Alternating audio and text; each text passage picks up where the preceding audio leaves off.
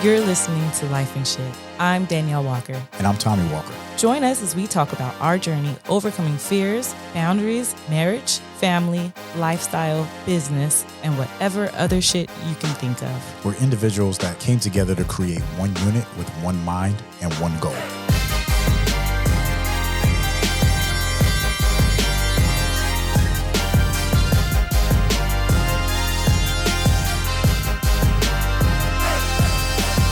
What's up, Mrs. Walker? What's up, baby? How you doing? I'm good. How are you? I am exhausted. I had to take a nap today. You had to take a nap, baby? I haven't taken a nap in so long. I was going to say, when's the last time you took a nap?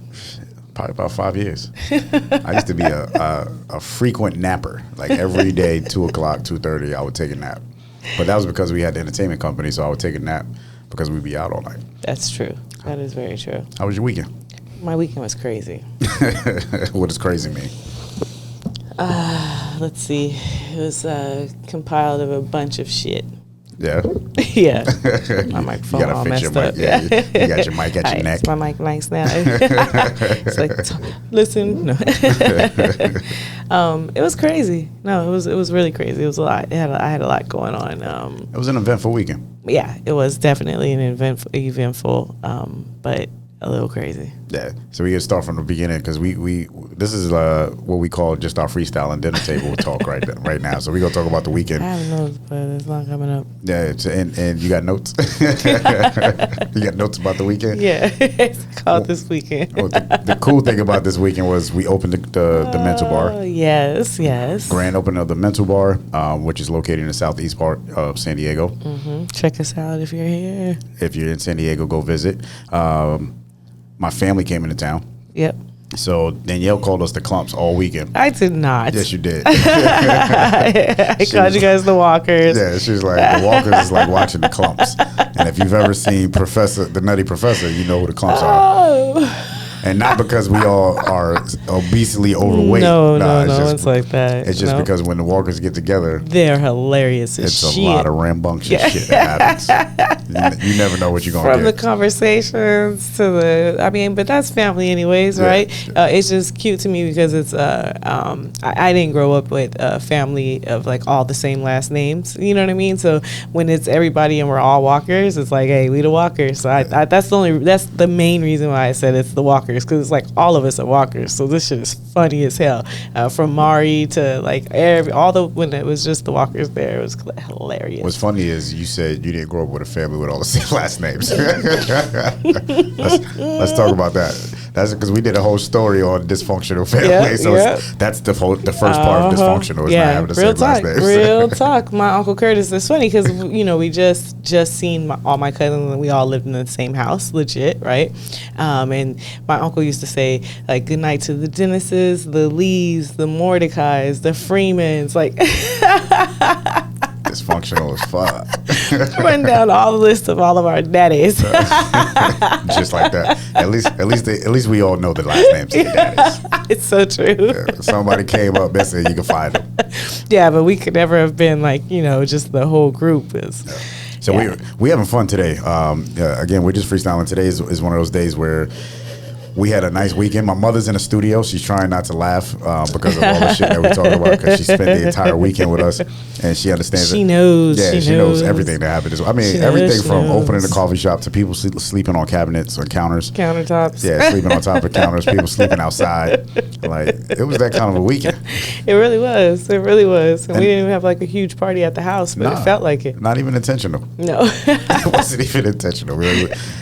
So we talked about opening up the coffee shop. So the mental bar is finally open, and so it started. mentalbar.com if you want to get coffee online. Yeah, true that. So it started with, we had our stress test, right? So the whole process of opening, we had a stress test a week before. We did our grand opening. Yeah, and we wanted to put the team through just the, having a crowd and seeing if our systems work and seeing if the equipment works. A lot of times, people were just like, what is a stress test? And it's like, hey, it's where we're going to stress and test all of our systems and all of our processes and then stress ourselves the fuck out because it was pretty stressful. On purpose.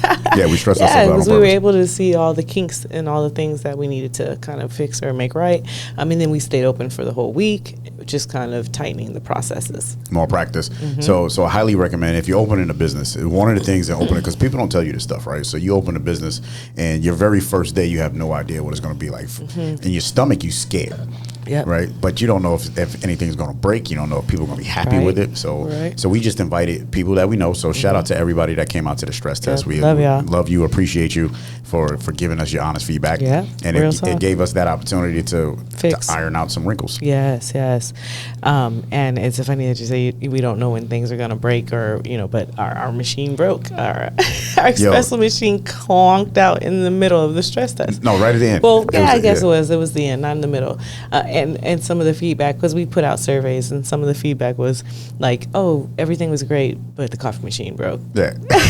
We're like, no shit, Sherlock. Oh, sorry, friend, if you're listening. Like, we know the machine broke. Appreciate you. Yeah. The stress test was 2 hours long, and literally right at 15 minutes before we was about to shut it down, the espresso machine just went out. It blew a fuse. Yeah, it was crazy. Yeah, so that was crazy. And then I was worried because I'm like, yo, I hope we didn't break it. Yeah. Because there's no way we're gonna find a new espresso machine in a week. That's true. It's so true. One thing that I know I truly learned this weekend is learning to trust people. Because I taught a whole team what to do in the kitchen. I let them do it themselves. I watch them, I correct them, and now I had to trust them to do what I taught them. So it was a little rough. And initially when we first started, the grand opening, when we first opened, I was ready to dive in, because that's just how I am, right? Like, okay, here we go, y'all. Let's get it done, And you're like, don't do it. Yeah, don't you gotta sit back and watch. Watch. Tell them what to do. And I was like, oh, like I watched so much Chopped and Gordon Ramsay. Oh my God, you tried to hell kitchen them? Yeah, no, not like that, but I just knew what to do. Like, just sit back and be okay, so why would you do this? And da-da-da-da-da. I was like, I got this. Oh, you ain't go to culinary arts school. You went to School of Food Network. Yeah. This is the school of watching all the cooking channels. Yeah. I understand it. That's why I allow you to do the whole kitchen thing. Oh, you allow me? Yeah. Like people was like, hey, Tommy, what about this? I'm like, don't ask me nothing. Ask Daneyel. And people always ask us about, how do we do what we do in business, right? Like, well, how does it work? How can you guys don't argue, or you don't because I know what Daneyel's good at. I know what I'm good at, and I stay in what I'm good at lane. Yep. I don't go down Daneyel Avenue. Yeah, it's true. Because I might get hit by a car. Yeah. And I don't go down Tommy Lane. I'm like, hey, that's a Tommy question. Yeah. And our employees, they know very well, like, this might be a Tommy question. Then ask Tommy. 1,000%. So and if you ask us, that's the answer. That's the secret sauce. Yeah, it's true. Oh, well, how do you work with your spouse? How do you work with your partners? And what are you good at? That's what you're good at. Stay there. Everything that happens there is on you. But then we hold each other accountable too. Yeah, right. Definitely. So you got the whole food, lemonade teas, like all that stuff. I got the coffee side of it. We told the team that, and we literally look at them and say, don't ask me that fucking question. Yeah. And they know. They're like, okay, so let me ask you everything about this. So it's cool. They know we said it. Yeah. So you learned how to trust people, and it's funny because watching you, because you was getting antsy, but you got a good shout out, because the team was like, oh, but you didn't hop in front of us, and you allowed us to do it. You showed us, and then so that's outstanding coaching. And being a good coach in business, and especially in this world where you got so many young people. Yeah. Patience is everything. So I'm sure that was the next thing that I got on my little list here. Trust and patience. I learned to have patience, and in order to trust, you gotta have patience. which for Daneyel to hear that, for those that know Daneyel, you would be like, what? No, Daneyel is the most patient person in the world, unless you work for her. I'm telling you. Yeah, I don't know. It's one of those things. It's true, and I learned this very very quickly when we had the entertainment company. It was like, okay, this Daneyel, like me, just being normal is different, right? But then when you work with me, it's like, check this out. Patience is a little short. As soon as you start with the check this out. Yeah. we already know where it's going. As soon as I start thinking about dollars and cents and that I pay you to do something, I don't know, something clicks in my head. Like, okay, you should be doing what? You should be doing more. What are you doing? Totally understand. So as an entrepreneur, what can you tell another entrepreneur or somebody that wants to be an entrepreneur, or even people that just manage people, period? Like you could be, a team leader, a supervisor, executive, no matter what.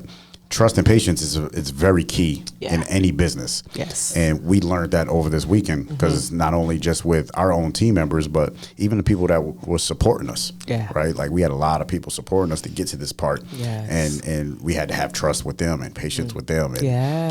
and believe me, there's some things that I don't like paying for. And there's some things that you have to pay for. Yes. That's true. And I learned the patience in that. What do you mean? What I mean is, if you hire a marketing company and they make sure that you're getting every damn dollar that you're paying for it, I swear it seemed like this weekend we've learned. So you go from different marketing companies to one marketing company, and man, everybody's has the same story. And marketing companies will talk about each other. This shit is crazy how much people talked about each other this week. That's so true too. From marketing companies to PR people. Yes. Everybody was just talking shit about each other. Yes. It's a dog eat dog world out there, man. I tell you. And life is too short for all that BS, that bullshit. You know what I mean? But to be talking back and forth, about each other. But also, when you have a service, man, be honest about your service. You know what I mean? Like, see, I brought it out you. Yeah, okay. You didn't think I was going there. Okay. You didn't think I was going there. Now you about to double down on it. I don't want to be those people that be like, don't talk about me on your podcast. And that's the thing. That's why it's life and shit. It's like, you true. Part of my life and you part of the shit that comes with it. That's true. You know what I mean? I'm gonna take the podcast a little to a serious side because this weekend was crazy, but last weekend was just as crazy. We did have the stress test, but my uncle passed away last Thursday, and we had service for him on Saturday, to which we flew out on Friday at 10 o'clock. And got to our location at in the morning. So we did the red eye. The service is at 4, and we were back on the plane to do our stress test to San Diego at 4 o'clock in the morning, and we got to San Diego at 9:40 something, and then we had the stress test at 12. So it was crazy because the night before, the day before, I crying my eyes out because my uncle was very special to me. If anyone has listened to the podcast or if you haven't, one thing about me is I don't know my father. I've never met him. And my Uncle Charlie was a man who has been in our life for the past 30 years. Yeah. The closest thing that I've had to a father-like figure, someone who just genuinely loved me and cared and always gave me good, pure advice and sometimes told me things when I didn't want to hear it, and I think that's what being a real figure in someone's life is. So it was really rough, him passing.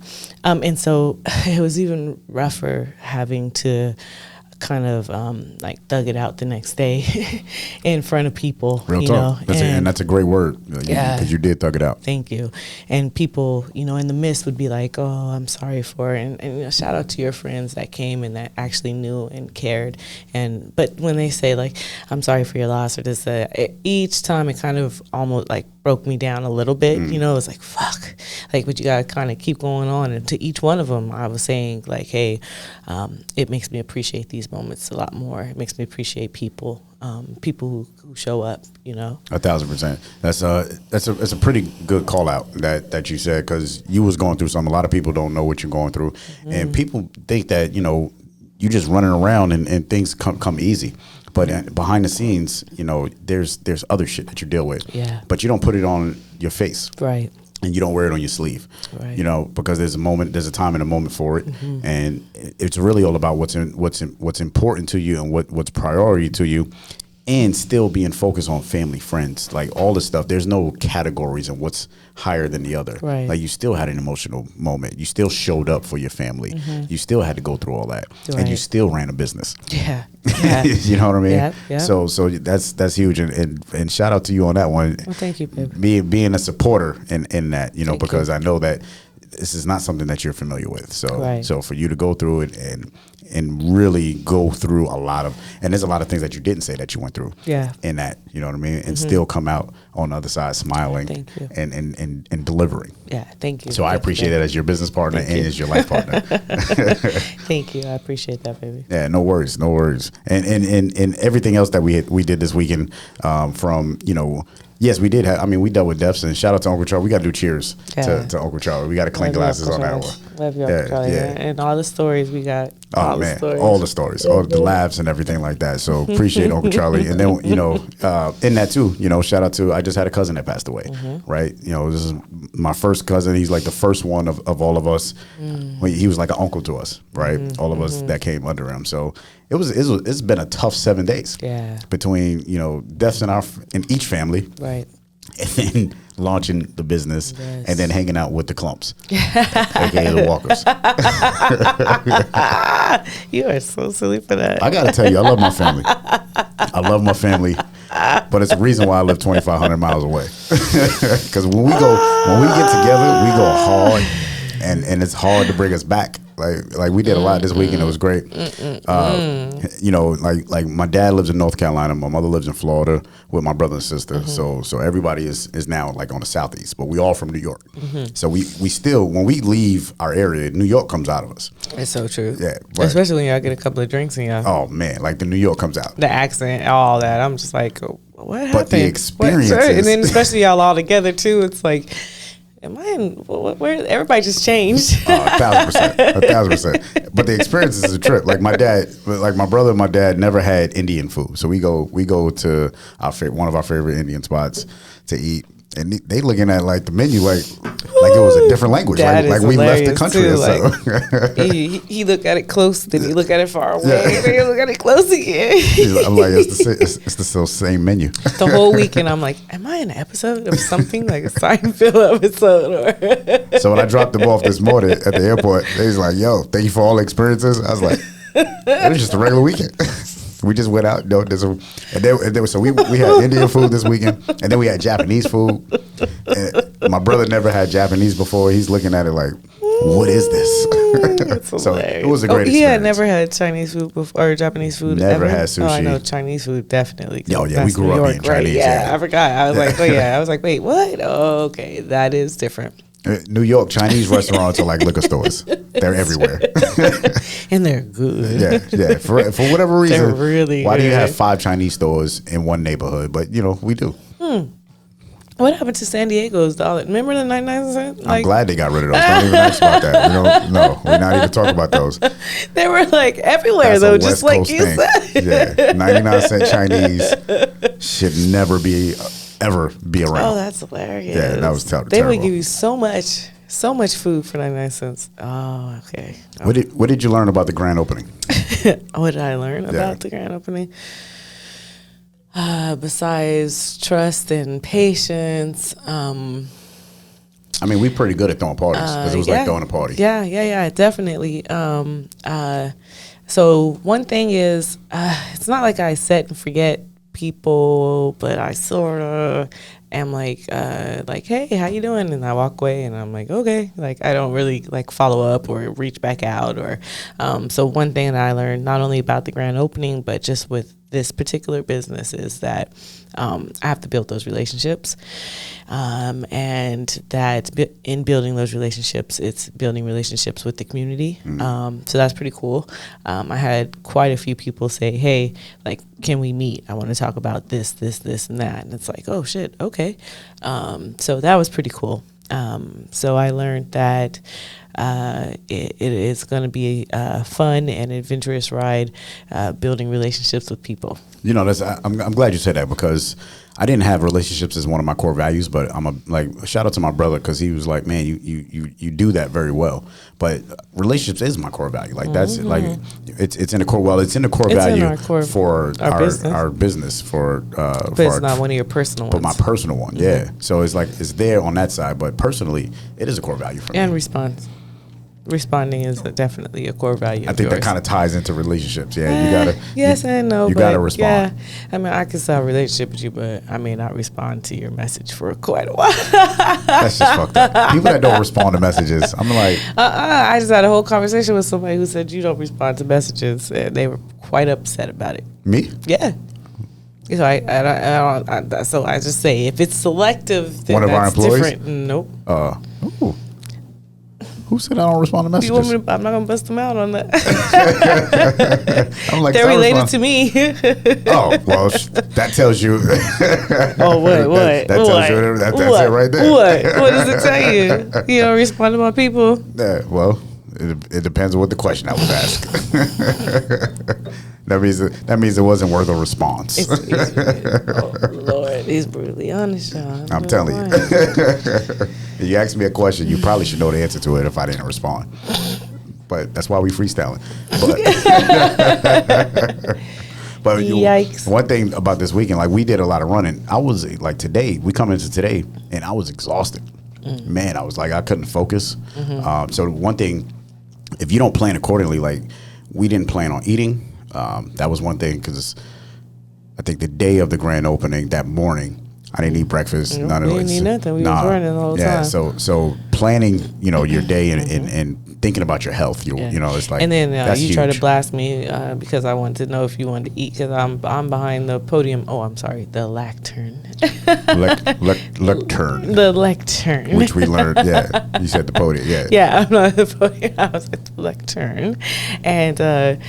It was there that I had a couple of French fries and a couple of pieces of shrimp, and I was like, I mean, I gotta eat, otherwise I got nothing. Like my words aren't gonna come out, my attitude's gonna be tight and short. I know this, so I must eat something. So let me build a story for y'all that don't know. So Danielle's speaking, like shout out to NWB Imaging. They NWB News came out, they did the whole thing. Yes. And now it's time for us to show up, right? yeah. It's time for us to show up. Danielle runs out with a handful of French fries and shrimp. Not a handful, a napkin full. In your hand. And then she literally is stuffing her mouth before we about to get on camera. And then she puts the French fries and the shrimp right behind the lectern. Because we're waiting. And now everybody is participating in your shrimp and French fries. And I'm sitting there looking at it like I couldn't even get my eyes off of it. So if you ever see my face during that whole grand opening, I'm looking down. I'm looking at the shrimp and French fries. Because you wanted some. You should just say something. I'm like, and then I hope somebody don't touch it. I'm gonna touch it. I'm gonna eat it before it go. And I'm like, you want some? No, babe, I'm working. Okay, I'm working too. Just like that. Just like that. And if you heard that noise on the podcast, if you watched the video, that was her eating, smacking. But when it was time to talk, I was able to talk, but not really because I was kind of crying. So it was definitely an emotional event. So for those that don't know, the Mental Bar, and we could close with this. The Mental Bar was a 2.5-year project that Daniel and I started. We talked about it before COVID hit, and then we right when plans started to go into fruition, COVID hit, put everything on pause. But we were still working at it. A lot of obstacles in between it, and I mean, the obstacles that I'm not even going to address some were sabotage. Others were supply chain. Is funding, like money.